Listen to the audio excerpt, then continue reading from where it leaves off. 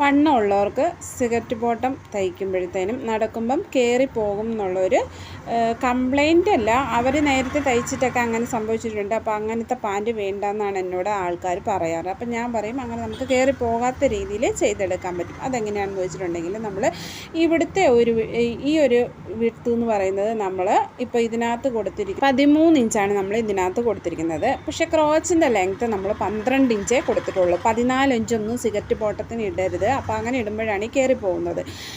ഇത് എത്ര മാക്സിമം 11.5 ആയാലും കുഴപ്പമില്ല, 12 വരെ മാക്സിമം പോകാവുള്ളൂ.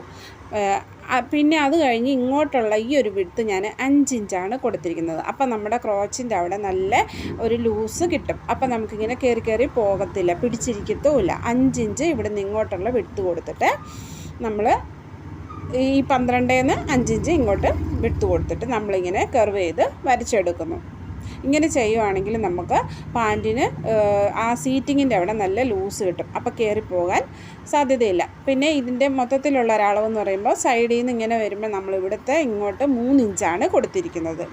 3 ഇഞ്ച് ഇങ്ങനെ ഈ ഒരു സ്ലോപ്പ് കൊടുത്തിരിക്കുന്നത് 3 ഇഞ്ച് കണ്ടോ. പിന്നെ നമ്മൾ ഇതിൻ്റെ ഒരു 8 ഇഞ്ചാണ് നമ്മൾ കൊടുത്തിരിക്കുന്നത്. 8 ഇഞ്ച് മതി. അത് വരച്ചപ്പോൾ ഇച്ചിരി ഒന്ന് കയറിപ്പോയതാണ്.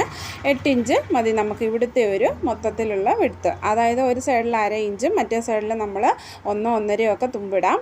തയ്ച്ച് കഴിയുമ്പോൾ ഒരു 6-6.25 ഇഞ്ച് മതി അവിടുത്തെ ഒരു വീതി എന്ന് പറയുന്നത്, വിരിവെന്ന് പറയുന്നത്.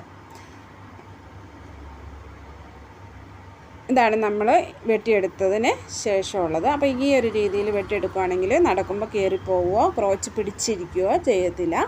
അപ്പോൾ ഇനി എല്ലാവരും ഇങ്ങനെ ട്രൈ ചെയ്ത് നോക്കുക.